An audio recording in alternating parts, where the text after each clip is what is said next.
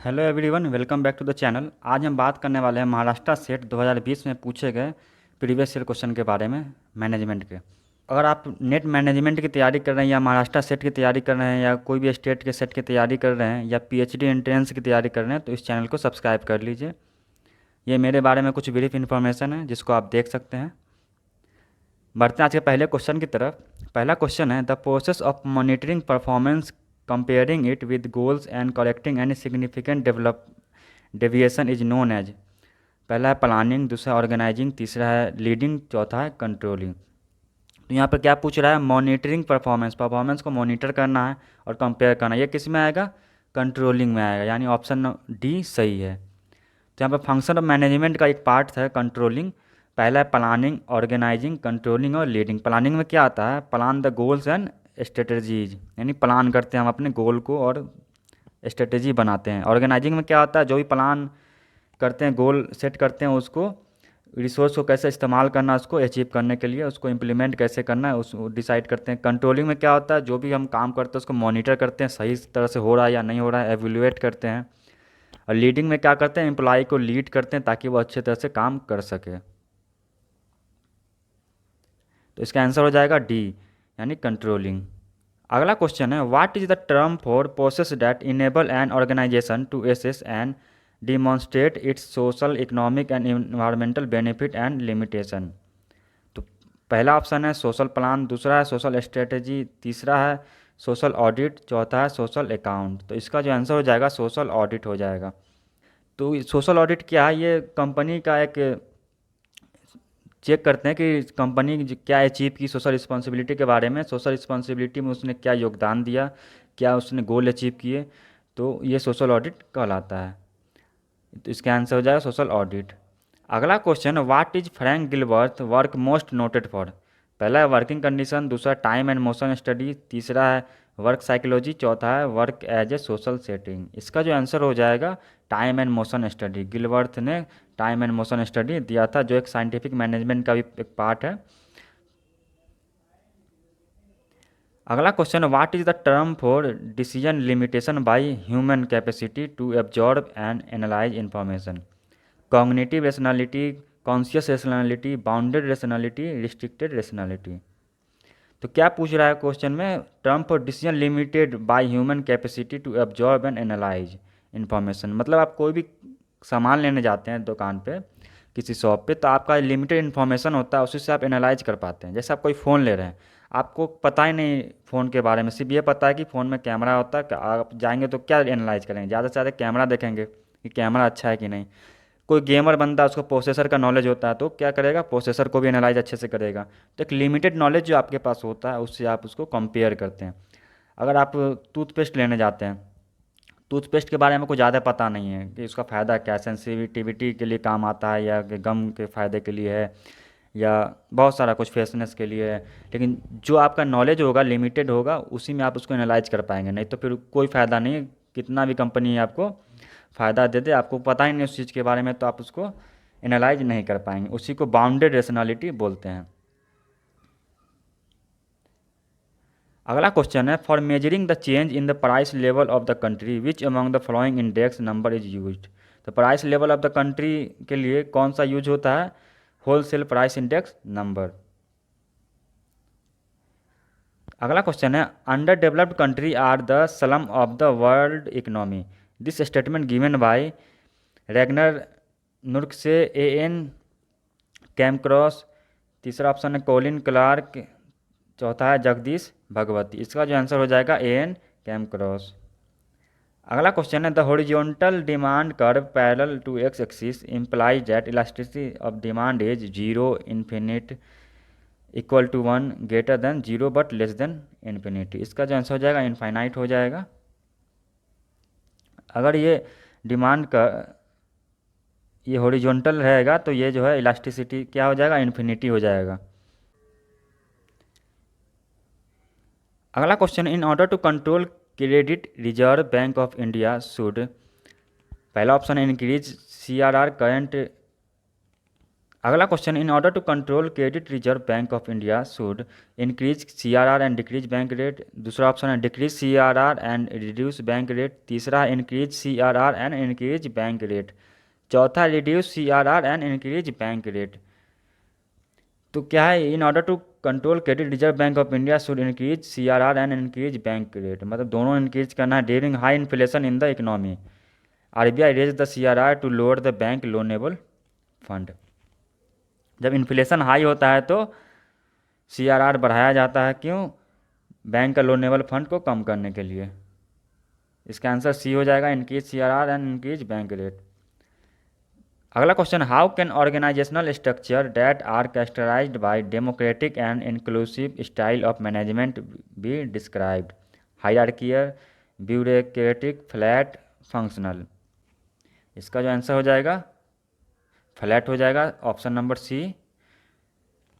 तो organisation structure में क्या है, फंक्शनल स्ट्रक्चर क्या होता है? फंक्शनल स्ट्रक्चर में क्या होता है कि उसके फंक्शन के हिसाब से डिवाइड कर देते हैं। जैसे मार्केटिंग एक फंक्शन है, फिनांस एक फंक्शन है, ह्यूमन रिसोर्स एक फंक्शन है। तो फंक्शन के हिसाब से डिपार्टमेंट बदल देते हैं। ये मार्केटिंग डिपार्टमेंट हो गया तो मार्केटिंग मैनेजर हो गए, वो संभालेंगे मार्केटिंग डिपार्टमेंट को। HR मैनेजर क्या करेंगे, HR डिपार्टमेंट को संभालेंगे। और फिनांस डिपार्टमेंट, फिर उसी तरह मार्केटिंग में सेल्स वाले अलग हो गए, एडवर्टाइजिंग वाले अलग हो गए, इस तरह से डिवाइड कर देते हैं। फ्लैट में क्या होता है, ज़्यादा डिवाइड नहीं करते, एम्प्लॉय को ही जिम्मेदारी दे देते हैं। और मैट्रिक्स में क्या होता है, सब मिक्स होता है। और डिविजनल और मल्टी डिविजनल स्ट्रक्चर क्या होता है, इसमें क्या होता है, प्रोजेक्ट के हिसाब से, प्रोडक्ट के हिसाब से डिपार्टमेंट बदलते हैं, ना कि मार्केटिंग फिनांस के हिसाब से। अलग प्रोजेक्ट के लिए अलग प्रोजेक्ट मैनेजर हो जाता है, उसके अंदर सुपरवाइजर हो जाता है। इस तरह से हम डिवाइड करते हैं। अगला question, which of the international financial institution provide a soft loan window from which developing country can borrow in hard currency? पहला ऑप्शन है इंटरनेशनल डेवलपमेंट अथॉरिटी, दूसरा है इंटरनेशनल मॉनेटरी फंड, तीसरा इंटरनेशनल फिनांस कॉरपोरेशन, चौथा है International Bank of Reconstruction and Development. Soft loan window किसको बोलते हैं? IDA को, इंटरनेशनल डेवलपमेंट अथॉरिटी को। इसका आंसर हो जाएगा 10 का ए। IDA क्या है, इसको सॉफ्ट लोन विंडो बोलते हैं। यह कब इस्टेब्लिश हुआ था? 1960 में, 24 सितंबर 1960 में। IDA provide loan to the member countries and no interest is charge on this long term loan. This soft loan are provided to the poor countries of the world. ये IDA के बारे में पूरा detail दिया हुआ है। यह IDA क्या है, वर्ल्ड बैंक का एक पार्ट है, जिसमें एक 173 मेंबर है। इसका पूरा डिटेल यहाँ पर है, आप देख सकते हैं। PDF का लिंक हम डिस्क्रिप्शन में दे देंगे। अगर आप PDF इसका चाहते हैं तो आप कमेंट करके बता सकते हैं। अगर 10 कमेंट आता है तो PDF का लिंक हम डिस्क्रिप्शन में दे देंगे, आप डाउनलोड करके इसको पढ़ सकते हैं। ये IMF है। IMF क्या, IMF और IBRD एक साथ इस्टेब्लिश हुआ था वर्ल्ड वार सेकेंड के बाद 1944 में। IMF कब आया? 27 दिसंबर 1945 को। और मेंबर कंट्रीज में क्या है, 190 मेंबर कंट्री है। इंडिया जो है इसका फाउंडर मेंबर है। इसका हेडक्वार्टर वाशिंगटन DC में है। इसका डिटेल आप पढ़ सकते हैं PDF में। अगला question, according to Mintzberg a typical manager act as a counsellor, with holder, totaller, resource allocator. तो इसका आंसर क्या हो जाए, रिसोर्स एलोकेटर। जो भी रिसोर्स है उसको एलोकेट करके सही से इस्तेमाल करता है, मैनेजर का काम है। तो मिंट्सबर्ग का क्या यहाँ पर रोल दिया गया, इंटरपर्सनल में फिगर हेड, लीडर, लिएजन। इंफॉर्मेशनल में क्या है, मॉनिटर करना, डिसेमिनेटर, स्पोक्स पर्सन। डिसीजनल में क्या है, entrepreneur, disturbance handler, resource allocator और निगोशिएटर। ये जो है 10 इसका मैनेजरियल रोल है मिंट्सबर्ग का। अगला question, which of the following is not a method of performance appraisal? पहला ऑप्शन है फोर्स्ड डिस्ट्रीब्यूशन मेथड, दूसरा है फैक्टर कंपैरिजन मेथड, तीसरा है फोर्स चॉइस मेथड, चौथा है क्रिटिकल इंसिडेंट मेथड। तो फैक्टर कंपैरिजन मेथड इसका नहीं है, बाकी तीनों है।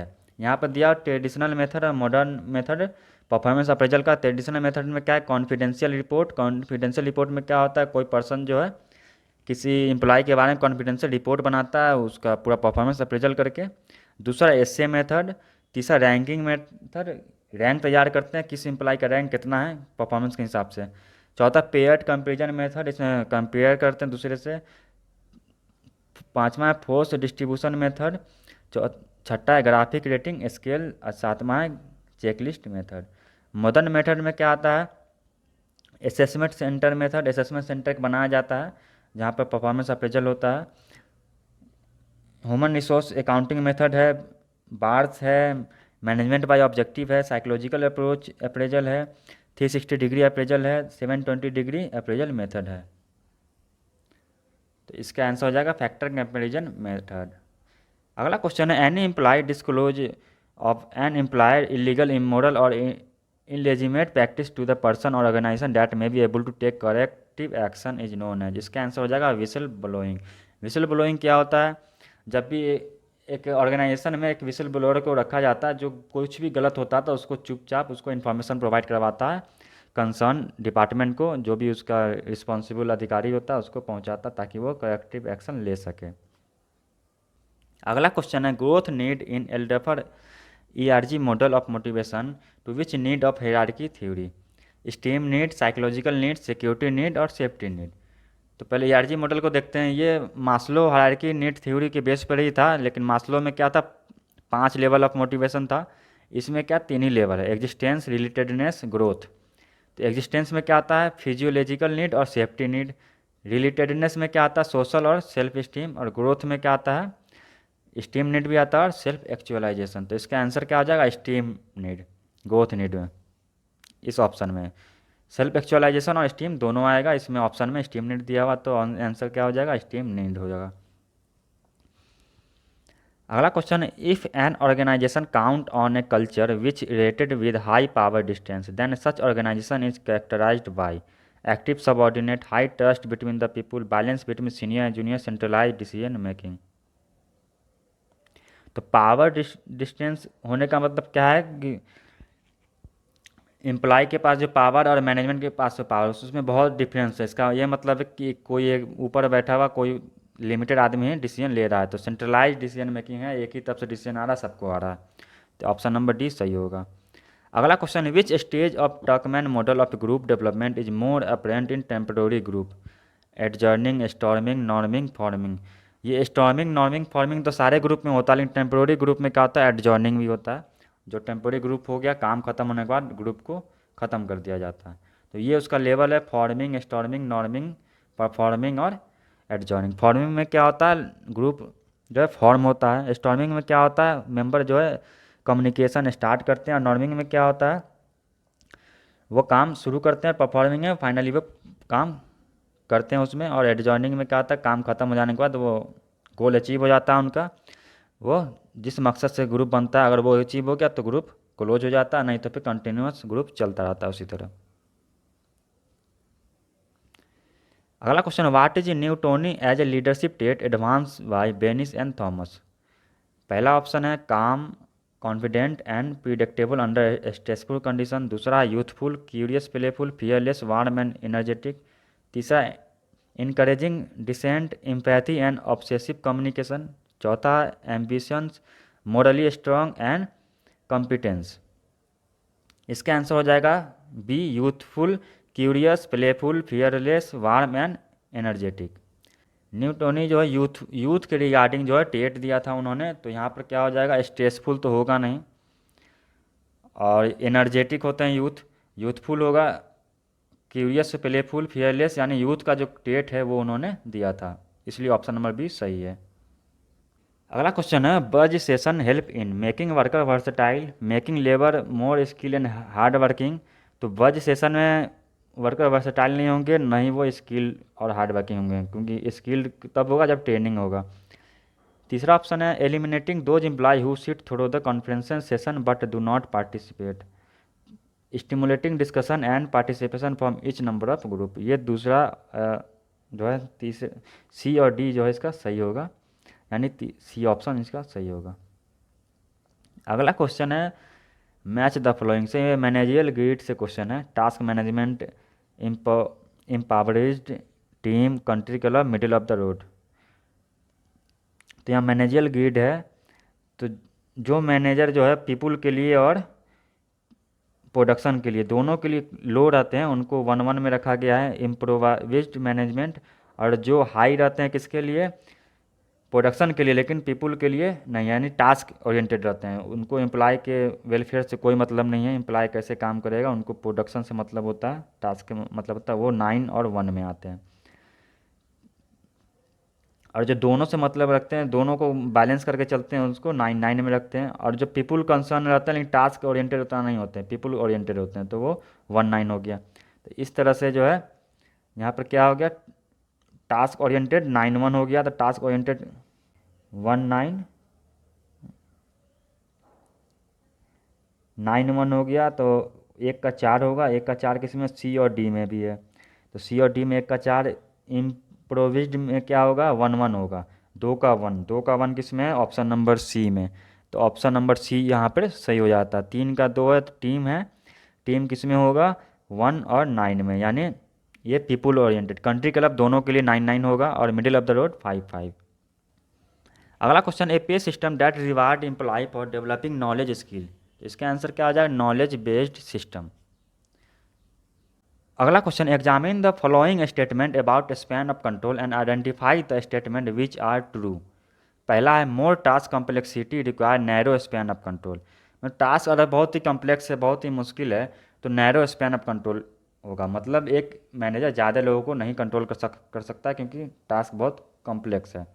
Routine task can have a greater span of control than exceptional task. यानी रूटीन टास्क जो डेली बेस पे टास्क होता है, उसमें क्या होगा, जैसे ऑफिस वर्क हो गया, अगर डेली टास्क है तो उसमें ज़्यादा को मैनेज कर सकते हैं, क्योंकि उसमें ज़्यादा कम्प्लेक्सिटी नहीं होता है। When task are dissimilar than span of control can be larger. जब टास्क डिसिमिलर है तो स्पैन ऑफ कंट्रोल लार्जर होगा नहीं, क्योंकि नैरो होगा। टास्क डिसिमिलर है तो अलग अलग कैटेगरी बांट देंगे, उसको मैनेज करेंगे। चौथा ऑप्शन है, span of control are generally narrower at the top and broader at the bottom of the hierarchy. ये भी बात सही है।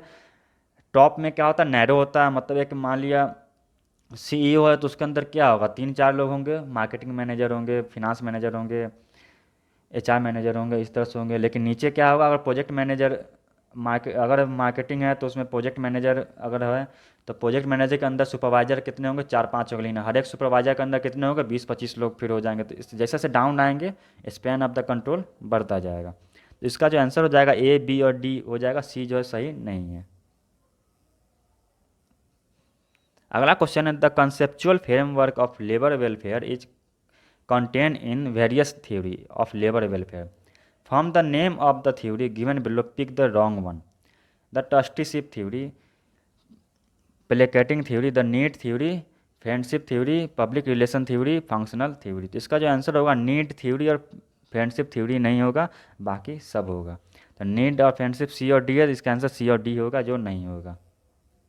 यहाँ पर लेबर वेलफेयर का थ्योरी के बारे में दिया हुआ है, जैसे पॉलिसिंग थ्योरी है, रिलीजन थ्योरी है, philanthropic theory, trusteeship theory, the placating theory, the public relation theory, functional और सोशल थ्योरी। पहला है पॉलिश थ्योरी। पॉलिश थ्योरी क्या बोलता है, कि एम्प्लॉयर कभी भी अपने मन से जो लेबर वेलफेयर का काम नहीं करेगा, जब तक उस पर रूल नहीं बना देते हैं, जब तक उस पर सैंक्शन नहीं कर देते। इसलिए गवर्नमेंट जो रूल बनाती है लेबर वेलफेयर के लिए, ताकि वो एम्प्लॉयर को करना पड़े, उनके अच्छे वेलफेयर के लिए, एम्प्लॉय के अच्छे वेलफेयर के लिए जो कॉरपोरेट को कदम उठाना पड़े। इसका मेरिट क्या है, इसके वजह से क्या है, जो भी कॉरपोरेट है, ऑर्गेनाइजेशन है, वो लेबर वेलफेयर का काम करती है। डीमेरिट क्या है, जो लॉ के डर से लोग करते हैं, मन से नहीं करते हैं, क्योंकि गवर्नमेंट ने लॉ बना दिया या फोर्स किया गया तो वेलफेयर का काम करते हैं, ऐसे नहीं करते हैं।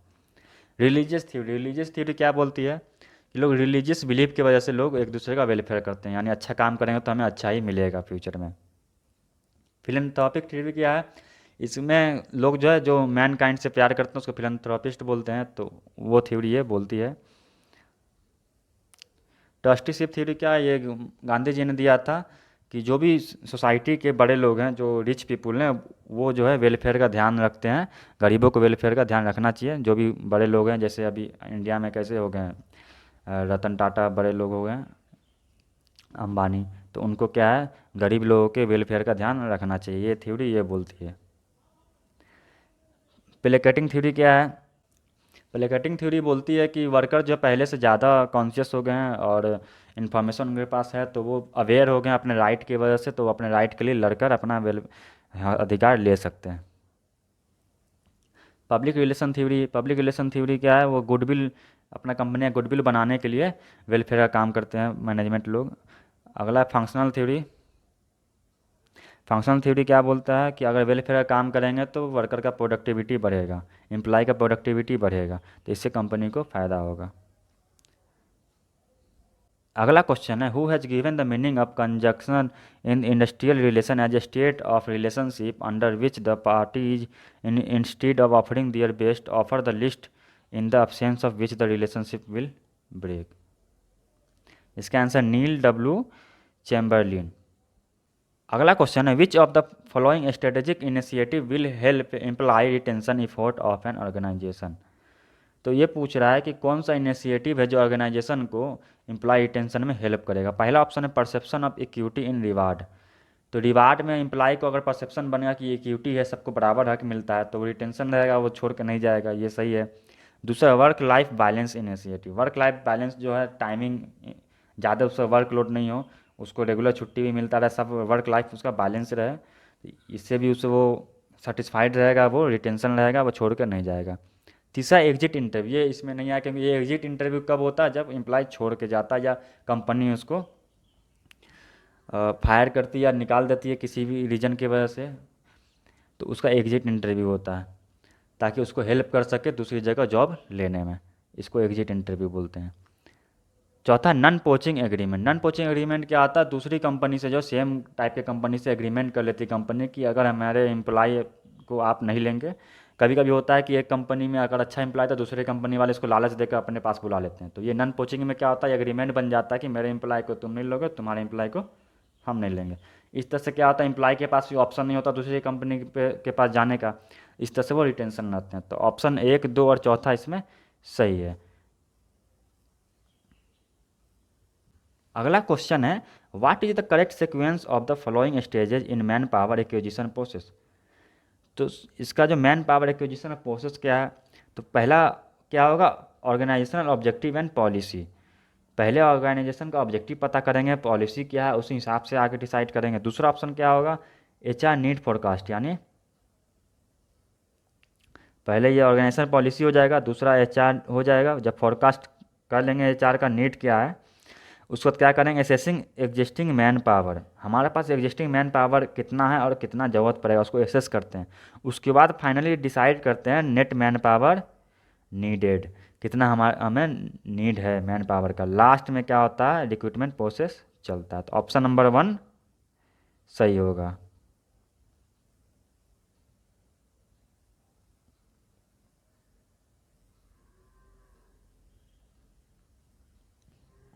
अगला क्वेश्चन है Robert Hoxie's theory of trade union movement is based on communist perspective, socialist perspective, concept of trusteeship, capitalist perspective. इसका आंसर हो जाएगा कैपिटलिस्ट पर्सपेक्टिव। तो अब देखते हैं ट्रेड यूनियन थ्योरी के बारे में थोड़ा सा ओवरव्यू ले लेते हैं। तो पहला theory class struggle theory of Karl Marx. Karl Marx ने दिया था क्लास स्ट्रगल थ्योरी जो कम्युनिज्म के बेस पे था। अगला theory Webb theory of industrial democracy. Industrial democracy Webb ने लिखा था और उसको बाइबिल ऑफ ट्रेड यूनियन का बाइबिल बोलते हैं। वेब क्या बोलते हैं, वो डेमोक्रेसी एक है, एक्सटेंशन डेमोक्रेसी पॉलिटिकल से इंडस्ट्रियल की तरफ।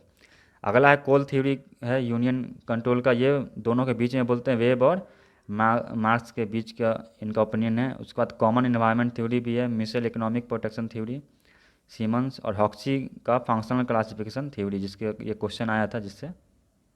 Organisation confrontation is also known as, इसका आंसर हो जाएगा कन्फ्रंटेशन मीटिंग। कन्फ्रंटेशन मीटिंग क्या है, the confrontation meeting is an intervention design to mobilise the resource of the entire organisation to identify problem, set priority and action degree and begin working on identified problem. इसे कौन सा meeting है, एक meeting arrange करते हैं पूरे लोग और उसमें आइडेंटिफाई करते हैं क्या प्रॉब्लम है, कैसे हमें टारगेट अचीव करना है। अगला question in managing international compensation the approach in which package compensation equalise cost between home country and international employees called headquarter approach, cash flow approach, balance sheet approach, income statement approach. तो ये होगा balance sheet approach. International compensation में क्या होता है, home country का cost अलग होता है, इंटरनेशनल का अलग होता है, तो दोनों को इक्वलाइज करते हैं एक पर्टिकुलर करेंसी में, तो वो बैलेंस शीट में हम लोग करते हैं। अगला क्वेश्चन है effective competence, intellectual competence and action oriented competence as a component of key competencies of manager was proposed by Ravi Kanungo and Shahi Mishra, Robert कस्ट, हेनरी मिन्सबर्ग, थॉमस डुरांड। इसका ऑप्शन नंबर 1 सही होगा। अगला question, which one of the following does not constitute to be a direct source of industrial jurisprudence in India? The Constitution of India, legislative enactment, judicial decision, international obligation। तो इसका answer हो जाएगा international obligation. Recording expense and revenue in the same period in which they occur is related to the, इसका answer है matching principle. Interest received on long term investment is so under operating activity, financing activity, investing activity, interacting activity, interesting activity. तो interesting activity तो कुछ होता नहीं, investing activity में क्या होगा, जब हम इन्वेस्ट करते हैं तो उसमें हमारे कुछ रिटर्न आता है या इंटरेस्ट आता है, वो इन्वेस्टमेंट से आता है। तो यहाँ पर क्या पूछा, लॉन्ग टर्म इन्वेस्टमेंट, तो इन्वेस्टमेंट एक्टिविटी हो जाएगा। फिनांसिंग एक्टिविटी में क्या आएगा, जब हम फिनांस लेते हैं, लोन लेते हैं, इंटरेस्ट पेड करते हैं उसको, तो फिनांसिंग एक्टिविटी में आ जाएगा। ऑपरेटिंग में क्या आ जाएगा, वर्किंग कैपिटल से रिलेटेड एक्टिविटी आ जाएगा। Fixed cost per unit increase when production increase, production decrease, variable cost per unit decrease, prime cost per unit decrease. इसका आंसर हो जाएगा बी, प्रोडक्शन डिक्रीज। क्यों, क्योंकि फिक्स्ड कॉस्ट तो सेम ही रहेगा, लेकिन प्रोडक्शन अगर डिक्रीज होगा तो पर यूनिट तो ज़्यादा हो जाएगा ना। अगर 1,000 रुपया फिक्स्ड कॉस्ट है, अगर 1,000 यूनिट बनता है तो पर यूनिट कितना कॉस्ट आया, 1 रुपया। लेकिन अगर प्रोडक्शन डिक्रीज हो जाता है, प्रोडक्शन 1,000 से 500 आ जाता है, लेकिन फिक्स्ड कॉस्ट क्या 1,000 ही था, तो पर यूनिट क्या हो जाएगा, फिक्स्ड कॉस्ट 2 रुपया हो जाएगा।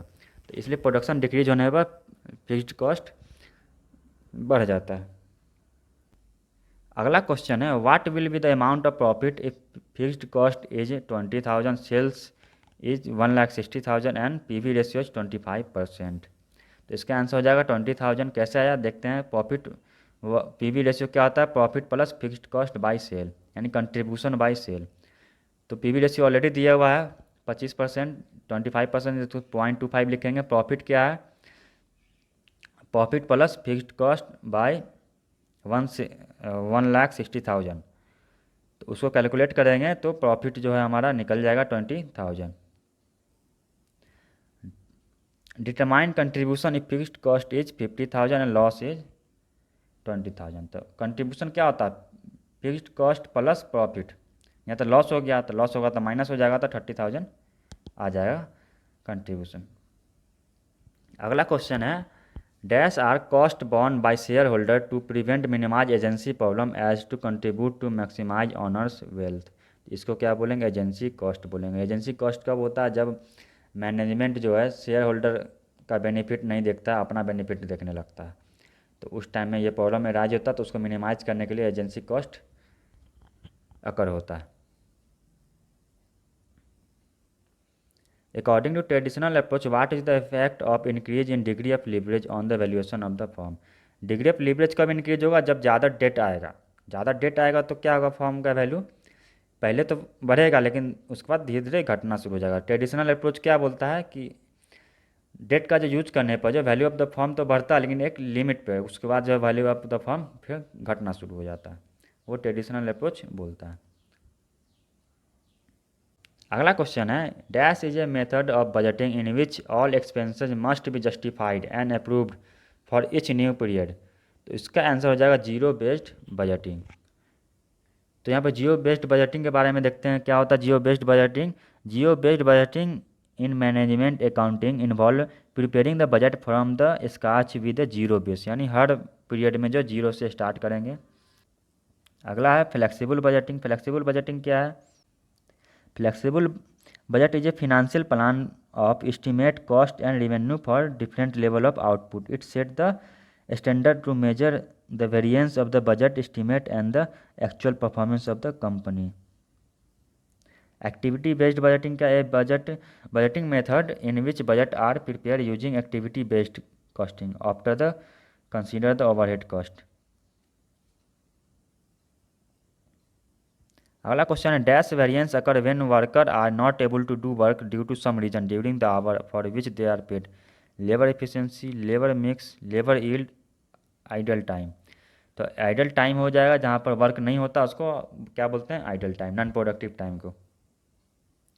अगला question, if A firm has a degree of leverage of 5 at Q units, then tell us that if sales rise of 5%, EBIT will rise 5%। तो डिग्री ऑफ ऑपरेटिंग लेवरेज अगर 1 होगा तो क्या होगा कि अगर 1% से सेल राइज होगा तो EBIT भी 1% से राइज होगा। लेकिन अगर डिग्री ऑफ लेवरेज 5 है तो क्या होगा, अगर 1% सेल राइज होगा तो 5% से EBIT राइज होगा। तो ऑप्शन नंबर जो है 4 यानी डी सही होगा। ऑपरेटिंग लेवरेज क्या होता है, ऑपरेटिंग लेवरेज होता है change in EBIT by change in sales revenue, यानी सेल्स रिवेन्यू में 1% चेंज होने पर EBIT में कितना परसेंट चेंज होगा, इसी को हम ऑपरेटिंग लेवरेज में एनालिसिस करते हैं। Quarterly compounding refer to an arrangement where interest is paid every 4 month, 3 month, 6 month, 12 month. तो क्वार्टरली है तो क्वार्टरली क्या होता है, साल को 4 भाग कर देते हैं तो वो क्या हो जाएगा 3 मंथ। तो पर 3 मंथ पे इंटरेस्ट पेड होता है। अगला question, an Indian rupees 100 face value perpetual bond is currently selling for 95। The coupon rate is 13.5% and the appropriate discount rate is 15%। The value of bond is, तो value of bond क्या होगा 90 होगा। कैसे होगा, perpetual bond जो है का value क्या होगा, interest paid by discount rate. तो इंटरेस्ट कितना है 13.5% है और फेस वैल्यू क्या 100, तो इंटरेस्ट कितना हो जाएगा 13.5, उसको डिवाइड कर देंगे रेट से, इंटरेस्ट रेट से, तो 0.15 से डिवाइड करें तो 90 आ जाएगा। अगला question, which one of the following is not risk evaluation approach. Risk adjusted discount rate ये भी है, सर्टेनिटी इक्विवेलेंट अप्रोच ये भी है, डिसीजन ट्री अप्रोच ये भी है, स्टेट पाथ अप्रोच ये कोई अप्रोच नहीं है।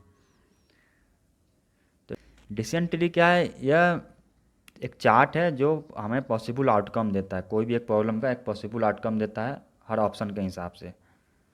सर्टेनिटी इक्विवेलेंट अप्रोच क्या है, सर्टेनिटी इक्विवेलेंट अप्रोच में represent the amount of guaranteed money and investor would accept now instead of taking risk of getting more money in a future date. मतलब कोई भी इन्वेस्ट करता है इन्वेस्टर, तो वो क्या करता है गारंटी मनी को सोचता है कम से कम इतना तो मिलना ही चाहिए, इससे ज़्यादा मिले न मिले इतना तो मिलना ही चाहिए।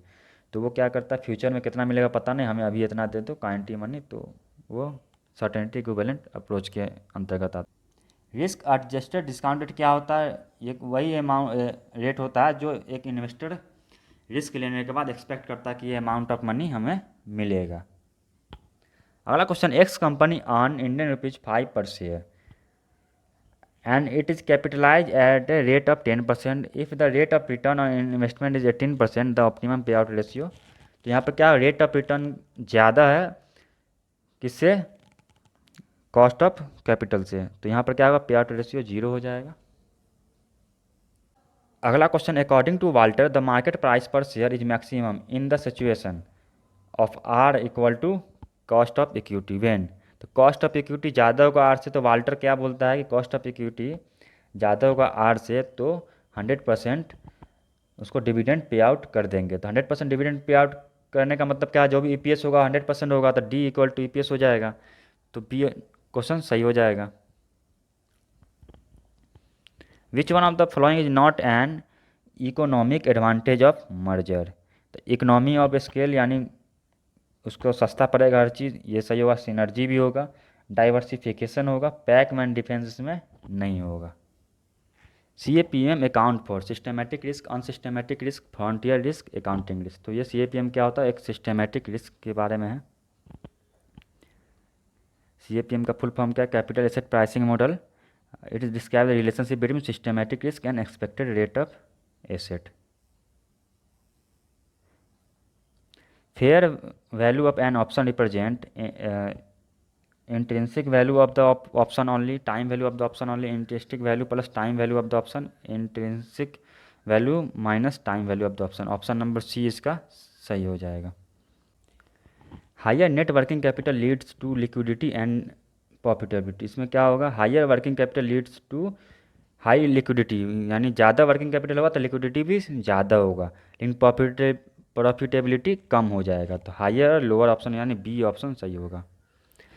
अगला question, when the option can be exercise only on the maturity date it is called, ये हो जाएगा यूरोपियन ऑप्शन, क्योंकि अमेरिकन ऑप्शन में क्या होता है, कभी भी इसको उसको एक्सरसाइज कर सकते हैं मैच्योरिटी डेट से पहले भी और एक्सपायरेशन डेट से पहले, लेकिन यूरोपियन में क्या होगा, ओनली उसी डेट को एक्सपायर करेगा। अगला question, the phase of strategic management process are formulation, implementation, evaluation. Implementation, formulation, evaluation, evaluation, implementation, formulation, formulation, evaluation और इम्प्लीमेंटेशन। तो पहला ऑप्शन सही होगा, फॉर्मुलेशन करेंगे पहले, इम्प्लीमेंट करेंगे, फिर उसको एवेल्युएट करेंगे। तो स्ट्रेटेजिक मैनेजमेंट का क्या हो जाएगा प्रोसेस, स्ट्रेटेजिक ऑब्जेक्टिव एनालिसिस करेंगे, विजन मिशन पहले डिसाइड करेंगे, स्वॉट एनालिसिस करके पेस्टल एनालिसिस करेंगे, उसके बाद फॉर्मुलेट करेंगे, प्लान करेंगे, रिसोर्स गैदर करेंगे, उसके बाद इम्प्लीमेंटेशन में क्या आएगा, उसको प्लान को इम्प्लीमेंट करेंगे, ट्रेनिंग देंगे, एलोकेट रिसोर्स यानी रिसोर्स को एलोकेट करेंगे और काम करेंगे। उसके बाद क्या करेंगे, जब हमारा काम हो जाएगा तो उसको इवेल्युएट और कंट्रोल करेंगे, यानी इवेल्युएशन करेंगे, और कुछ गलती हुआ तो उसको करेक्शन करेंगे नेक्स्ट टाइम के लिए। अगला क्वेश्चन है, threat of substitute is one of the force of, किसका है, पेस्ट एनालिसिस यानी पॉलिटिकल, इकोनॉमिक, सोशल और टेक्नोलॉजिक एनालिसिस होता है, इसका पार्ट नहीं है। दूसरा स्वॉट एनालिसिस यानी स्ट्रेंथ, वीकनेस, अपॉर्चुनिटी और थ्रेट, इसमें भी ये नहीं है।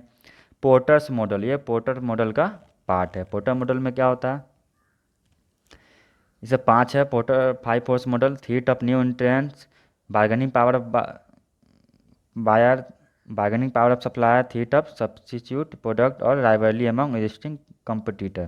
तो ये पाँच इसका ये 5 उसका जो है 5 फोर्स मॉडल में 5 दिया हुआ है। राइवलरी अमंग एग्जिस्टिंग कंपटीटर में क्या होता है, जब भी हम कोई इंडस्ट्री में जाते हैं उससे पहले इसे को एनालिसिस करते हैं। तो उसमें एनालिसिस में क्या करते हैं, पहले राइवलरी अमंग एग्जिस्टिंग कंपटीटर, जैसे किसी इंडस्ट्री में गए, जैसे मान लिया टेलीकॉम इंडस्ट्री में गए, तो उसको पहले एनालाइज करेंगे राइवलरी कितना कितना कंपटीशन है आपस में, जैसे एयरटेल है, जियो है, वी आई है अभी, या फिर बी एस एन एल है, तो उसमें आपस में कितना कंपटीशन है उसको हम एनालाइज करेंगे। उसके बाद क्या, थ्रेट ऑफ न्यू इंटेंट, तो न्यू इंटेंट का थ्रेट कितना है, कितना जल्दी नई कंपनी भी उसमें आ सकती, तो अगर जल्दी जल्दी लोग आ सकते हैं उसमें कम एरिया में, तो उसमें क्या होगा, कंपटीशन और फ्यूचर में बढ़ेगा। जैसे टेलीकॉम में तो कोई भी कंपनी आ सकती है इसमें, अगर ज़्यादा उसके पास कैपिटल है तो, लेकिन रेलवे में क्या होगा, नया कंपनी नहीं आ सकता। कुछ इंडस्ट्री ऐसा भी जिसमें ज़्यादा कंपनी नहीं आती है, 2-3 ही कंपनी आती है, तो उसमें थ्रेट ऑफ न्यू इंटेंट्स यही है। और बार्गेनिंग पावर ऑफ बायर, यानी अगर बार्गेनिंग पावर ऑफ बायर क्या है, कि अगर कोई आप सामान बेचते हैं तो बायर कितना बार्गेन कर सकता है। नहीं तो वो बोलेगा कि अगर आप कंपनी खोलते हैं कोई मान लीजिए XYZ, तो वो बोलेगा कि नहीं एयरटेल तो ये ऑफ़र दे रहा है, जियो ये ऑफ़र दे रहा है, तो वो बार्गेन आपसे कर सकता है और चीप प्राइस में आपसे प्रोडक्ट लेगा। बार्गेनिंग पावर ऑफ सप्लायर में क्या होता है, आपका जो सप्लायर है वो कितना टाइम पे आपको रॉ मटेरियल पहुंचाता है कि नहीं, मान लिया आपका मैन्युफैक्चरिंग कंपनी है तो उसको टाइम पे रॉ मटेरियल पहुंचाता है कि नहीं, या फिर आपको सही रेट पे पहुंचाता है कि नहीं। और बार्गेनिंग पावर में अगर उसका मजबूत हो सप्लायर का, तो आपको उधार नहीं देगा, पहली बात वो क्रेडिट पे सामान नहीं देगा, आपको कैश लेना होगा, ये भी प्रॉब्लम होता है। Threat of substitute product, substitute product में क्या होता है, मान लिया सब्स्टिट्यूट प्रोडक्ट क्या होता है, मान लिया चाय है, कॉफ़ी, ये दोनों एक दूसरे का सब्स्टिट्यूट है, सब्स्टिट्यूट प्रोडक्ट इसको बोलते हैं। तो मान लिया आप फास्ट इंटरनेट प्रोवाइड करवा रहे हैं एक कोई टेलीकॉम लाइन में आके, लेकिन दूसरा सब्सिट्यूट प्रोडक्ट क्या हो जाएगा, उसका वाईफाई हो जाएगा, जो कहेगा कि हम तुम्हारा सिम कार्ड नहीं लेंगे, हम वाईफाई से इंटरनेट यूज करेंगे, तो वो हो जाएगा सब्सिट्यूट प्रोडक्ट। BCG मैट्रिक्स क्या है, BCG matrix Boston consultancy group ने बनाया था एक मैट्रिक्स, जो मार्केट शेयर और मार्केट ग्रोथ के हिसाब से डिसीजन लेने में हेल्प करता है। तो पहला क्या, हाई ग्रोथ है अगर किसी इंडस्ट्री का, और हाई शेयर है इंडस्ट्री या कंपनी का, तो दोनों ज़्यादा है तो उसमें इन्वेस्टमेंट कर सकते हैं, ज़्यादा मुनाफा कमा सकते हैं। अगर ग्रोथ हाई है लेकिन शेयर लो है, तो उसमें क्या होगा, इन्वेस्टमेंट देख के करना होगा कि उसको उम्मीद है कि नहीं शेयर बढ़ने का, मार्केट शेयर बढ़ सकता है कि नहीं फ्यूचर में, उसको एनालाइज करेंगे, अगर हाँ तो इन्वेस्ट करेंगे, नहीं तो नहीं करेंगे। ग्रोथ कम है लेकिन शेयर हाई है, तो वो काउ के अंतर्गत आता है, कैश काउ उसको बोलते हैं। तो कैश काउ में क्या होगा, ग्रोथ नहीं हाई शेयर है तो उससे क्या होगा कि ज़्यादा इन्वेस्ट नहीं करेंगे, जो भी पैसा आएगा उसको इन्वेस्ट करेंगे किसमें, स्टार में और क्वेश्चन मार्क में। लो ग्रोथ है, लो शेयर है, तो इसमें क्या करेंगे, इसको हटा देंगे, बिजनेस को बंद कर देंगे। इसमें ज़्यादा इन्वेस्ट नहीं करेंगे क्योंकि उसका ग्रोथ भी नहीं है, शेयर भी नहीं है, मार्केट शेयर ज़्यादा। अगला क्वेश्चन है SWOT analysis is two internal factor and two external factor, the correct combination is. तो SWOT में क्या होता है, एस से होता है स्ट्रेंथ, डब्ल्यू से वीकनेस, ओ से अपॉर्चुनिटी, टी से थ्रेट। तो स्ट्रेंथ और वीकनेस तो अपना इंटरनल हो गया कि हमारा स्ट्रेंथ क्या है, हमारा वीकनेस क्या है। अपॉर्चुनिटी एंड थ्रेट एक्सटर्नल हो गया। इसका आंसर हो जाएगा बी। अगला question, according to BCG matrix if relative market share as well as market growth rate both are high then product is term as. ये अभी हमने देखा था, दोनों हाई रहेगा तो स्टार होगा।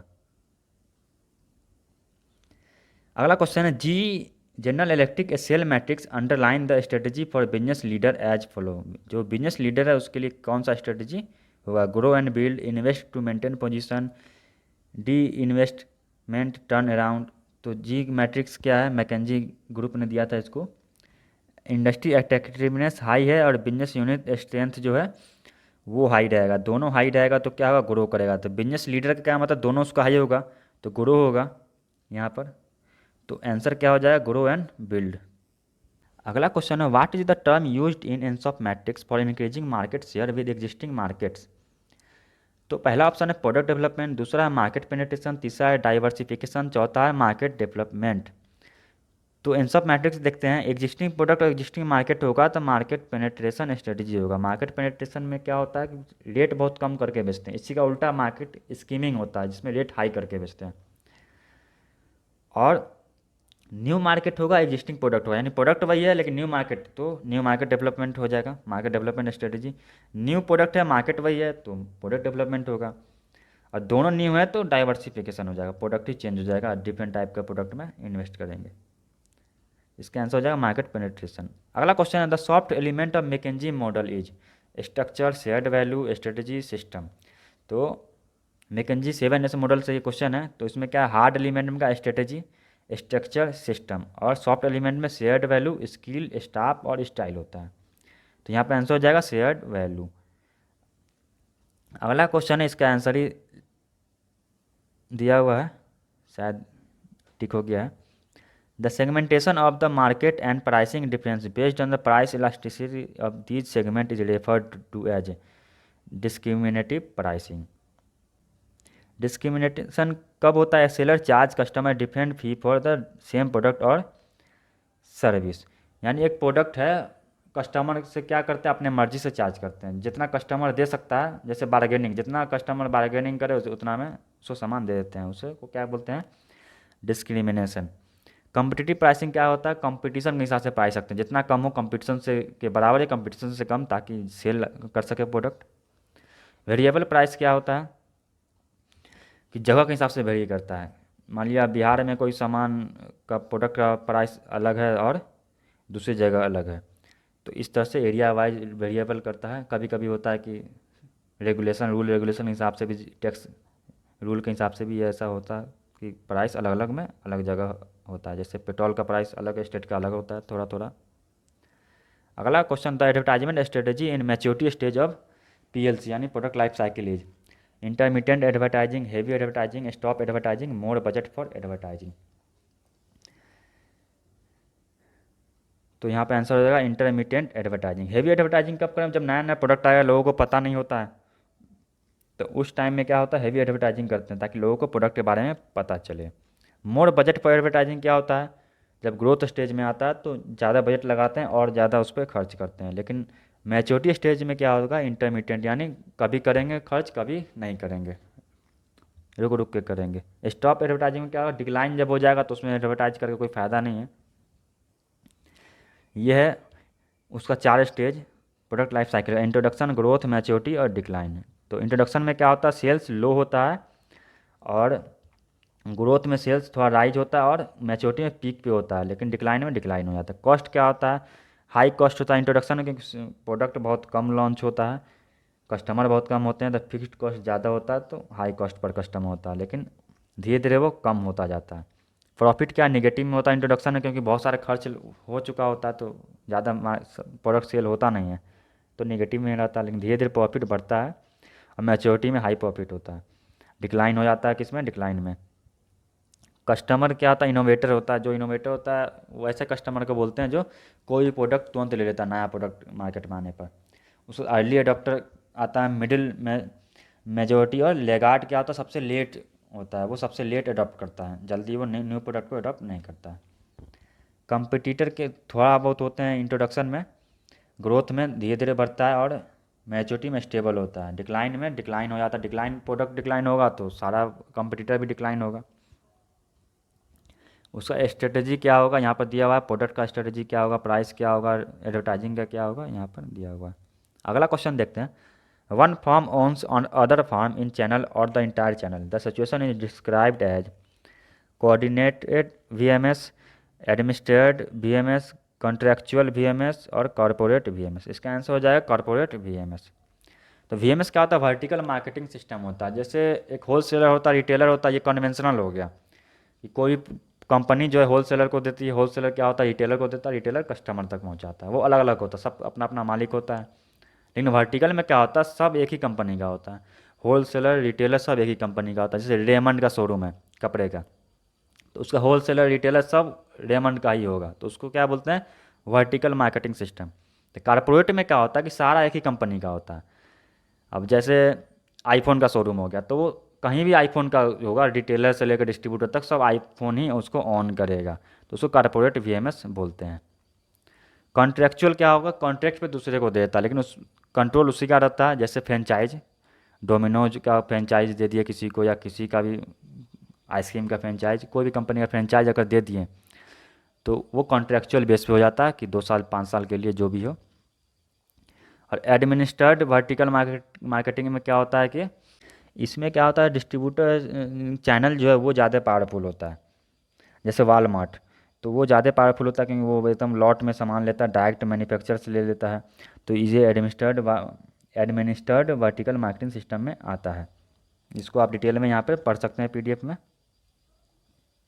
अगला क्वेश्चन था, R chart monitor proportional of defects changes in the dispersion of variability actual number of defects subgroup average. तो इसका जो आंसर हो जाएगा क्या होगा, change in the dispersion of variability. दो तरह का चार्ट होता है, आर चार्ट और एक्स बार चार्ट। तो एक्स बार चार्ट क्या होता है, मीन के बारे में बताता है, और आर क्या होगा, रेंज के बारे में बताएगा, यानी स्टैंडर्ड डिविएशन हो गया, जो भी रेंज होगा डिस्पर्सन के बारे में। और एक्स बार क्या होगा, मीन के बारे में बताएगा।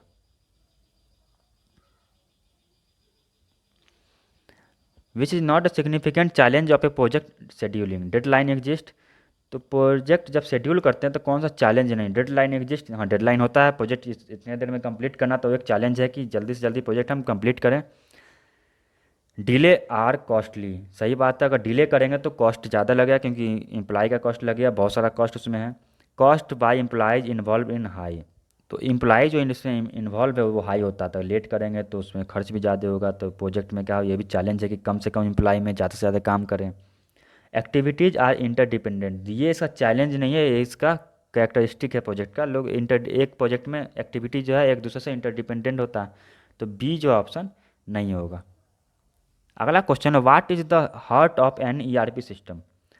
तो इंटरप्राइज रिसोर्स प्लानिंग का हार्ट क्या है, इन्फॉर्मेशन, एम्प्लॉय, कस्टमर, डेटाबेस। तो इसका होगा डेटाबेस, डेटाबेस से ही हम सब कुछ मैनेज करते हैं।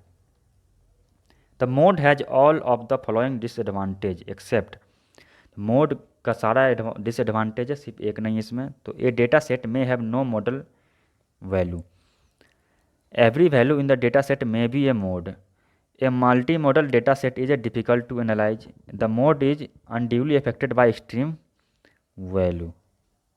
तो इसका जो आंसर डी हो जाएगा, ये इसका डिसएडवांटेज नहीं है।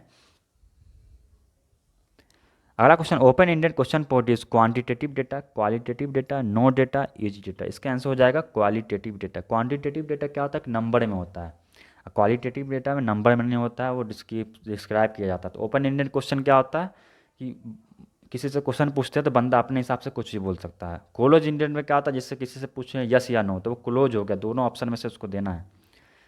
जैसे एमसीक्यू क्वेश्चन हो गया, क्लोज इंडेड हो गया, लिमिटेड है ऑप्शन ही, उसको चूज करना यस या नो, 1 2 3 जो भी ऑप्शन होगा। लेकिन ओपन इंडेड में क्या होगा, बंदा अपना फीलिंग एक्सप्रेशन सब जाहिर कर देगा, तो होगा क्वालिटेटिव डेटा। अगला क्वेश्चन है, when the population is divided into subset such that the unit within the subset are as homogeneous as possible and are heterogeneous among them self.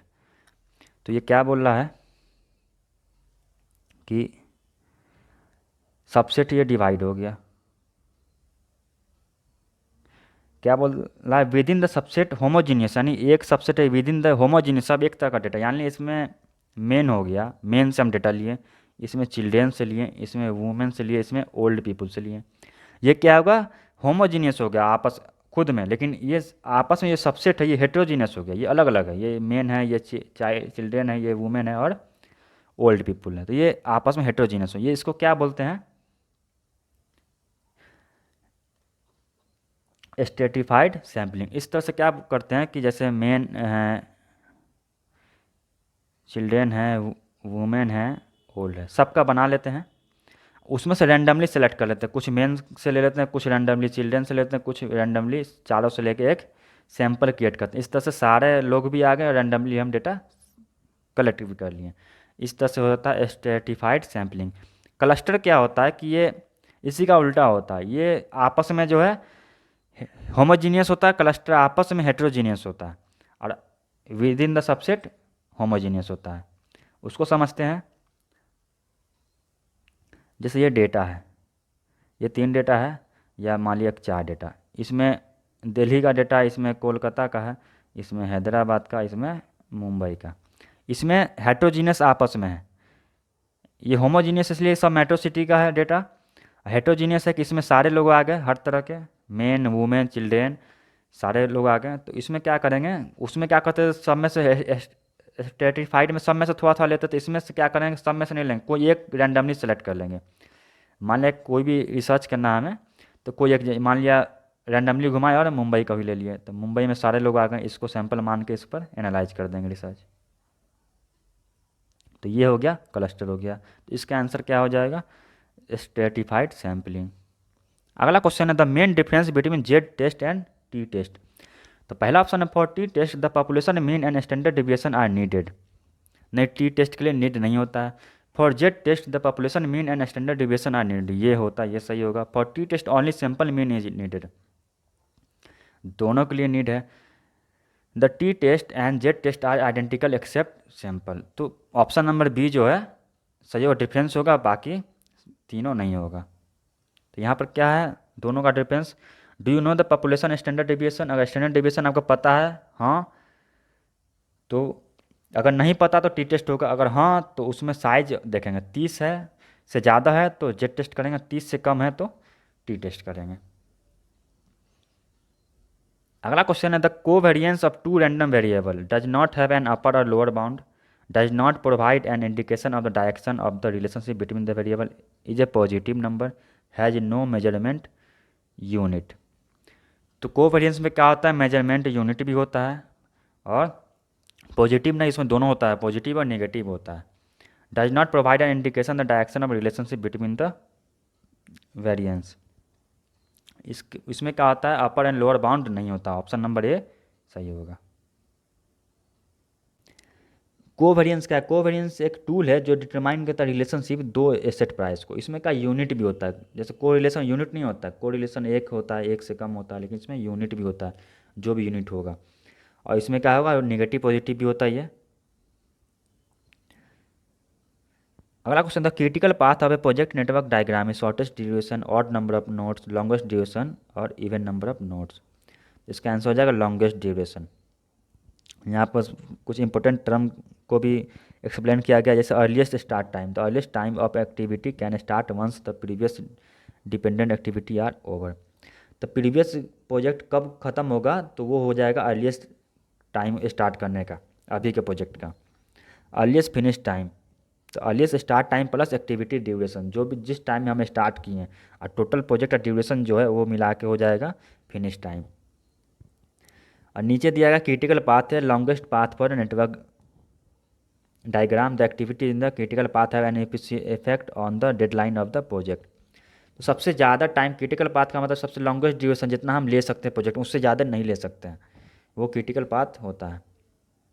अगला question, the chart use to monitor the number of non conforming unit of a process is C chart, X chart, R chart और N P chart. तो इसका answer हो जाएगा N P chart, क्योंकि हमने देखा था एक्स चार्ट क्या बोलता है मीन के बारे में, आर चार्ट रेंज के बारे में, तो एन पी चार्ट क्या होगा नॉन कन्फर्मिंग यूनिट के बारे में। और सी चार्ट क्या है, C chart is a type of control chart use to monitor count type data, count type data को मॉनिटर करता है, और नॉन कन्फर्मिंग को एन पी चार्ट मॉनिटर करता है। अगला क्वेश्चन है, dash are set of rules and procedure to control the data transmission over the internet. तो इसको क्या प्रोटोकॉल बोलेंगे। अगला question, I R C stand for internet relay chat. अगला क्वेश्चन है, whether an information system implemented for an organisation is successful depend upon the culture and the competitive environment of the organisation, the competitive environment and the competitive strategy of the organization, the culture, the competitive environment and the competitive strategy of the organization, the culture, the competitive advantage, the competitive strategy and the structure of the organization। ये चौथा option सही हो जाएगा। अगला question है, the computer device which is able to capture image of any type including solid object is known as. ये क्या हो जाए वीडियो कैमरा हो जाएगा इसका option. The major drawback in decision making by MIS difficult due to changing dash for business problem। तो क्या इसका आंसर हो जाएगा रूल्स हो जाएगा। The World Bank has mainly finance dash sector and it's normally give dash loan। तो world bank क्या करता है ज़्यादातर फाइनेंस एनर्जी सेक्टर को करता है और medium and long term loan provide करता है। If a country experience deficit in the balance of payment account, it can be corrected by the policy of exchange control and import quota। ये क्या करेंगे जब बैलेंस ऑफ पेमेंट कब गड़बड़ होता है, जब इंपोर्ट ज़्यादा होता है एक्सपोर्ट कम होता है, तो इसमें क्या करेंगे एक्सचेंज कंट्रोल करके और इंपोर्ट कोटा लगाएंगे, यानी इंपोर्ट करने पर कोटा लगा देंगे यानी टैक्स लगा देंगे, तो इंपोर्ट थोड़ा कम होगा तो थोड़ा बैलेंस होगा। अगला क्वेश्चन है, this international institution was set up in 1956, this is a part of World Bank group, it give loan to guaranteed to member country. तो इसका आंसर क्या हो जाएगा IMF तो नहीं होगा, international bank for reconstruction development IBRD भी नहीं होगा, इंटरनेशनल फिनांस कॉरपोरेशन ये होगा। IDA तो सॉफ्ट लोन विंडो बोलते हैं इसको, ये 1960 में आया था, तो IFC इसका आंसर हो जाएगा। अगला question, duty drawback scheme in the context of foreign trade policy of India was aimed at raising tax revenue, simplify the tax administration, reaching out to more country for export, enhancing the competitiveness of export goods। Duty drawback क्या है, duty drawback export promotion programme intend to eliminate recover the cost of duty taxes and fee on merchandise sold on international market. तो जो भी international market में हम sold करते हैं वहाँ पर जो ड्यूटी लगता है टैक्स लगता है वो हमें सरकार जो है वापस कर देगी या दे देगी, तो उसको ड्यूटी ड्रॉबैक बोलते हैं। तो इससे क्या होगा एक्सपोर्ट गुड्स जो है enhancing the competitiveness of exports, लोग एक्सपोर्ट ज़्यादा करेंगे इससे हमारे कंट्री को फ़ायदा होगा। अगला क्वेश्चन है, the share of OECD countries in India's foreign trade in consistently rising. दूसरा है, the share of developing countries in India's foreign trade is consistently rising. इसका आंसर हो जाएगा स्टेटमेंट 1 इज इनकरेक्ट और स्टेटमेंट 2 इज करेक्ट। OECD क्या है, organisation for economic cooperation and developing, इसमें 38 member country है और ये 1961 में आया था। इसका हेडक्वार्टर कहाँ है, पेरिस में। The Mudra bank was set up under the dash scheme, it provide its service to small entrepreneur outside the service area regular bank by using last mile agent. तो इसका आंसर है प्रधानमंत्री मुद्रा योजना के अंतर्गत मुद्रा बैंक आया था। इसमें 3 तरह के प्लान हैं, शिशु, किशोर, तरुण। शिशु में क्या होता है 50,000 तक लोन मिलता है, किशोर में 5 लाख तक और तरुण में 10 लाख तक लोन मिलता है। ये 2015 में आया था। अगला question, as per banks definition SME यानी small medium enterprise include manufacture unit only, SSI unit only, manufacture unit and business unit under SBF and CNI unit, business unit only. तो ऑप्शन सी इसका सही हो जाएगा। अगला question है which one is not the part of migration to new capital adequacy framework based on the 3 pillar approach namely. तो minimum capital requirement, supervisory review, market discipline, book keeping. देखते हैं इसके पहले। Basal to guideline were originally publish in 2004। इसमें 3 pillar थे, minimum capital requirement, supervisory review, market discipline, ये तीनों आते हैं। लास्ट में क्या, बुक कीपिंग, इसका ऑप्शन नहीं होगा। इसको आप पढ़ लीजिएगा आराम से। Which one is the following criteria defined by Kohli committee as a criteria to identify sick unit in the third census. तो थर्ड सेंसस के हिसाब से क्या होगा, यहाँ पर दिया हुआ using the definition of sick unit given by Kohli commitment appointed by RBI, number of unit with erosion of net worth by more than 50% और delay in repayment of institutional loan bye more then 12 month। It was found in third census that 1,04,769 units, 1% were sick, and top 5 states in term of number of sick unit were West Bengal, Kerala, Maharashtra, Karnataka and Andhra Pradesh. ये 5 जो है state है जहाँ ज़्यादा सिक industries थी। तो इसका answer हो जाएगा A, erosion in net worth to the extent of 50%। अगला क्वेश्चन है dash is an assessment of the overall appeal of the product और सर्विस बीइंग प्रपोज्ड। पहला concept testing, product service feasibility test, marketing, usability testing. तो overall appeal किस में check करते हैं, product feasibility में। ओवरऑल का मतलब कोई न्यू प्रोडक्ट डेवलपमेंट से पहले उसको मार्केटिंग फिजिबिलिटी टेस्ट करते हैं, जैसे इकोनॉमिक कंडीशन, सोशल, जो भी पेस्टल एनालिसिस होता है सारा कुछ टेस्ट करते हैं, इकोनॉमिक, टेक्नोलॉजिकल, सोशल जो भी होगा तो उसको फिजिबिलिटी बोलते हैं, प्रोडक्ट फिजिबिलिटी पहले एनालिसिस करते हैं। विच one of the following contain large number of new idea, file of patent office, office gadget, government patent board. तो गवर्नमेंट पेटेंट बोर्ड में तो होगा नहीं, ऑफिस गैजेट में होगा नहीं, फाइल ऑफ पेटेंट ऑफिस। स्त्री शक्ति package unique scheme run by dash supporting entrepreneurship among women. तो कौन सा बैंक इसका है, इसका आंसर होगा स्टेट बैंक ऑफ इंडिया। स्त्री शक्ति scheme is initiated by the state bank of India, जो लोन प्रोवाइड करता है वुमेन को जो एंटरप्रेन्योरशिप में एक्टिव है। इसका क्या है, कम से कम 51% शेयर होल्ड करती हैं वो वुमेन, तो उनको वुमेन एंटरप्रेन्योर बोलते हैं। विच one of the following is not entrepreneur leadership characteristic. तो कौन नहीं, अंडरस्टैंडिंग द इन्वायरमेंट या एंटरप्रेन्योर जो है, अंडरस्टैंड एंटरप्रेन्योर कौन होता है, वो एम्प्लॉय होता है। जैसे एंटरप्रेन्योर क्या होता है, वो मालिक होता है, लेकिन इंटरप्रेन्योर क्या होता है, वो एम्प्लॉय होता है, लेकिन उसका जो क्वालिटी होता है एंटरप्रेन्योरशिप की तरह होता है, वो रिस्क लेता है, नया डिसीजन लेता है, अपॉर्चुनिटी देख के काम करता है। तो उसका जो कैरेक्टरिस्टिक अंडरस्टैंडिंग द एनवायरनमेंट वो अंडरस्टैंड करता है, इज विजनरी एंड फ्लेक्सिबल वो होता है, सेल्फ सेंट्रिक नहीं होता है, क्योंकि वो अगर सेल्फ सेंट्रिक होता है वो एंटरप्रेन्योर नहीं होता। Ability to encourage team work and use multi discipline approach, यानी सी इसका आंसर सही होगा। अगला question, in dash the entrepreneur has the right to sell any asset. Proprietorship, partnership में कैसे सेल करेगा, उसको राइट नहीं, दोनों पार्टनर मिलकर करेगा। लिमिटेड लिएबिलिटी कंपनी उसमें भी नहीं होगा, ज्वाइंट वेंचर में तो अकेले है नहीं वो, तो प्रोप्राइटरशिप में उसको अधिकार होगा अपना प्रॉपर्टी सेल करने का। अगला क्वेश्चन है, from the following which one is not classification of entrepreneurs according to the type of business, wholesale, trade, retail, export, rural entrepreneur. तो इसका जो है रूरल एंटरप्रेन्योर नहीं होगा। अगला question, an increasing number of retailer and wholesaler have created their own dash also called store brand. Unsought product, unsought मतलब जल्दी उसको बिकता नहीं है। Private brand, shopping products, speciality product.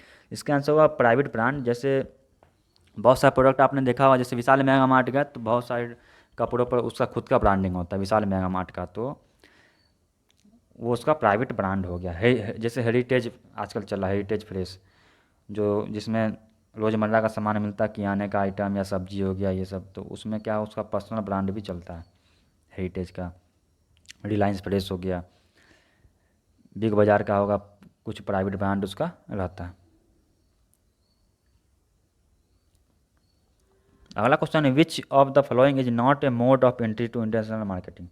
Licensing है, फ्रेंचाइजिंग है, जॉइंट वेंचर, रिसर्चिंग ओवरसीज, ये नहीं होगा। यहाँ पर मोड कौन कौन सा इंटरनेशनल मार्केटिंग में एंट्री का, तो लाइसेंसिंग है, किसी को लाइसेंस दे दिए वो हमारे बदला वो काम करेगा। इनडायरेक्ट एक्सपोर्ट है, डायरेक्ट एक्सपोर्ट है, फ्रेंचाइज है, कॉन्ट्रैक्टिंग है, जॉइंट वेंचर है, मैन्युफैक्चरिंग अब्रॉड, ये सब जो है एंट्री मोड है इंटरनेशनल मार्केटिंग का। अगला question, which one of the following is a model related to understanding consumer behaviour. तो पहला है बीसीजी मैट्रिक्स। बीसीजी मैट्रिक्स का मार्केट शेयर से रिलेटेड है। पोर्टर 5 फोर्स मॉडल क्या है, ये किसी भी इंडस्ट्री में एंट्री लेने से पहले एनालाइज करता है इन्वायरमेंट को, इंडस्ट्री को। हार्वर्ड सेट मॉडल जो है वो कंज्यूमर बिहेवियर से रिलेटेड है। तो बीसीजी मैट्रिक्स क्या है, planning tool that uses graphic representation of company product and service in an effort to help company decide what is should keep sell invest or more. तो product के हिसाब से जो बीसीजी मैट्रिक्स बन गया, जिसको हम इन्वेस्ट करना है कि नहीं करना है ये डिसाइड करते हैं, जिसको हमने पहले एक्सप्लेन कर दिया है। इसको ही एक्सप्लेन कर चुके हैं। इसमें 5 जो है 5 फोर्स मॉडल ऑफ पोर्टर का, थीट ऑफ न्यू इंटेंट, थीट of substitute product, bargaining power of supplier, bargaining power of buyer, rivalry among existing competitor. Howard Sheth model क्या है, ये approach analysing combined impact of the social, psychological and marketing factor. ये model क्या बोलता है, पूरा level of decision making consumer का दिखाता है, कौन कौन सा फैक्टर उसमें काम करता है। जैसे इसका समझते हैं डायग्राम से। जैसे फैक्टर का इनपुट, स्टिमुलस, डिस्प्ले। यहाँ पर क्वालिटी, प्राइस, डिस्टिंक्टनेस, अवेलेबिलिटी आ गया। सिंबॉलिक क्या है, उसमें सोशल में क्या है, family, reference group, social class, ये भी फैक्टर इफेक्ट करता है। उसके बाद क्या है, वो सर्च करता है, स्टिमुलस, एम्बिग्यूटी, अटेंशन, बायस। लर्निंग में क्या है, confidence, attitude, motivate, choice criteria, सब कुछ होने के बाद लास्ट में वो परचेज करेगा। और एग्रिस मॉडल क्या है, एग्रिस मॉडल अलग है, साइकोलॉजिकल ये मॉडल है, वो कंज्यूमर बिहेवियर से रिलेटेड नहीं है। इसने क्या दिया था, सिंगल लूप और डबल लूप से रिलेटेड थ्योरी दिया था। अगला क्वेश्चन है, which one of the following is not A type of supply chain design. Cross docking ये भी है, रिवर्स डिस्ट्रीब्यूशन ये भी है, थर्ड पार्टी लॉजिस्टिक ये भी है, इकोनॉमिक लॉजिस्टिक ये नहीं है। क्रॉस डॉकिंग क्या होता है, क्रॉस डॉकिंग में क्या होता है, जैसे मैन्युफैक्चर से सामान लिए, जैसे हम होलसेलर हैं, मैन्युफैक्चर से सामान लिए डायरेक्ट रिटेलर तक पहुंचा दिए, बीच में क्या हुआ, उसमें वेयर हाउस में रखने का खर्चा बच गया, हमारा टाइम बच गया, तो ये होता है। रिवर्स में क्या होता है, जैसे एक्सपायरी डेट कोई प्रोडक्ट है उसको वापस करना, कोई डैमेज आएगा उसको वापस करना, वो रिवर्स लॉजिस्टिक हो गया। थर्ड पार्टी लॉजिस्टिक में क्या आता है, किसी थर्ड पार्टी को हायर करता है, जैसे अमेजन है, वो लॉजिस्टिक के लिए किसको हायर करता है, किसी और कुरियर कंपनी को हायर करता है वो सामान पहुंचाने, वो थर्ड पार्टी, वो कॉन्ट्रेक्चुअल बेस पे होता है। अगला question, brand equity generally means brand attitude, brand positioning, brand value और ब्रांड इमेज। तो ब्रांड इक्विटी क्या है, ब्रांड वैल्यू होता है, उस ब्रांड का वैल्यू कितना है उसको ब्रांड इक्विटी बोलते हैं। ब्रांड पोजिशनिंग क्या है, ब्रांड को इस तरह से पोजीशन करना कि कस्टमर के माइंड में उसका छाप छूट जाए। The act of designing the company offering an image to occupy a distinguishing place in the mind of the target customer, target market. Brand image क्या है, कि ब्रांड इमेज क्या है, किसी भी प्रोडक्ट को देख के कस्टमर के माइंड में क्या परसेप्शन बनता है, वो ब्रांड इमेज। जैसे एप्पल है तो उसका ब्रांड इमेज काफ़ी बढ़िया है, कि एप्पल का नाम सुनते ही कस्टमर सोचता है बहुत अच्छा प्रोडक्ट होगा, वैसा ही है। ब्रांड वैल्यूएशन यानी ब्रांड वैल्यू क्या है, उसका मॉनिटरिंग वैल्यू क्या है, एक ब्रांड का वैल्यू कितना, उसको ब्रांड वैल्यू बोलते हैं। The process of managing information about customer to maximise loyalty set to be. पहला ऑप्शन है कंपनी रिलेशनशिप मैनेजमेंट, ये कंपनी रिलेशनशिप है, यहाँ कस्टमर का पूछ रहा है। सप्लायर मैनेजमेंट ये भी नहीं होगा, सप्लायर के बारे में। रिटेलर मैनेजमेंट ये भी नहीं होगा। लास्ट में कस्टमर रिलेशनशिप मैनेजमेंट ये होगा, जो कस्टमर को मैनेज करता है। कस्टमर रिलेशनशिप मैनेजमेंट क्या है, कस्टमर का पूरा डेटा हम रखते हैं, उसका चॉइस क्या है, लास्ट परचेज कौन सा सामान किया था, कितने में किया था, कितना दिन पे वो प्रोडक्ट परचेज करता है, इस तरह से उसका डेटा तैयार करते हैं, इससे उसे रिलेशन बनाने में आसानी होता है। अगला क्वेश्चन है, the strategy of using individual family brand name is referred as strategy house, house of brand, house of product, extend strategy. इसका आंसर हो जाएगा हाउस ऑफ ब्रांड। अगला question, collection of activity used to sell product to directly to end user and non business use is classified as. इसका answer है retailing, क्योंकि wholesaling non business use के लिए नहीं होता। होल सेलिंग अगर हम मान लिया आप होल सेलर हैं, आप किसी को देंगे तो वो रिटेलर होगा, वो रिटेलर फिर कस्टमर को बेचेगा, तो ये बिजनेस यूज के लिए होगा। होल सेल क्या होगा, बिजनेस यूज के लिए सेल होता है, लेकिन रिटेलर क्या होता है, नॉन बिजनेस यूज के लिए सेल होता है। डायरेक्ट कस्टमर के पास जाता है, वो यूज हो जाता है, डायरेक्ट कंजम्पशन हो जाता है, बिजनेस यूज नहीं होता उसका। अगला क्वेश्चन है brand are born out of the following strategy: promotion strategy, supply chain strategy, segmentation and differentiation strategy, pricing strategy.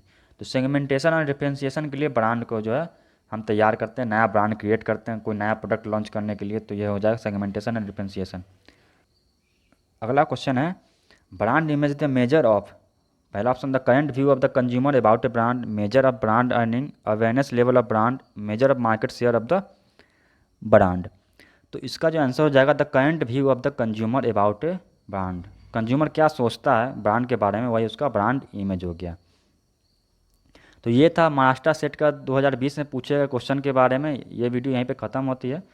अगर आपको ये वीडियो कैसा लगा कमेंट करके बताइएगा, और आपको ये पीडीएफ चाहिए तो आप कमेंट कीजिए, डिस्क्रिप्शन में पीडीएफ डाउनलोड लिंक दे दूँगा। मिलते हैं आपसे नेक्स्ट वीडियो में एक नए क्वेश्चन सेट के साथ, तब तक के लिए बने रहें हमारे साथ। धन्यवाद।